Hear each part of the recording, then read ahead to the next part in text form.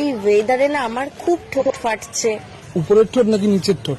আরে গান্ডু, নিচের ঠোঁট ফাটাতে হয়, ওটা ফাটে না। আর কিছু কিছু জনের আগে থেকেই ফাটা থাকে, কেন তারা বিকজ 12 ভাতা। ये बड़ी अच्छी बात कही है। गाइस, एक तरफ 2 करोड़ रुपए दिए जाते और एक तरफ मैं हूँ, तो आप किसको चुनोगे? कमेंट बॉक्स में बताओ जल्दी जल्दी से। কোচ 2 কোটি নেবো? তোর মতো মালকে তো 150 টাকায় কিনতে পাওয়া যায়। পাগল নাকি আমি? প্রতিটা মেয়েকেই বলছি, ভালোবাসার জন্য নিজেকে বিলি দিও না। বউ বানানোর স্বপ্ন দেখিয়ে বেশ্যা বানিয়ে ছেড়ে দেবে। আরে বন্ধুগণ, এই দিদিকে কে বউ বানানোর স্বপ্ন দেখিয়ে শুধু নিয়েই ছেড়ে দিয়েছিস?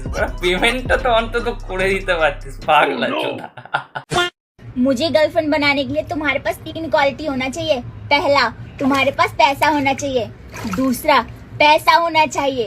और तीसरा, पैसा ही होना चाहिए, समझे? আরে দিদি, সোজাভাবে বললেই হয় তোমার রেটটা কত। যেসব ছেলেরা বৌদিবাজি করছো করো, ঠাকুরের ইচ্ছাতে তোমাদের বউ যেন সবার ভালো বৌদি হয়ে উঠতে পারে। তুমি এখন থেকে যেরকম এক্সপ্রেশন দিচ্ছ, আমি এখনই তোমাকে হরপ করে বলে দিতে পারি তুমিও পাড়ার সেরা বৌদি হবে। তোমাকে নিয়ে সবাই ছিনিমিনি খেলবে। समय का पहिया जरूर घूमता है। पहले एक राजा के 10 रानियां होती थी, अब एक रानी के 10 राजा होते हैं। দিদি বলছি, ওটাকে রানী বলে না, ওটাকে রেন্ডি বলে।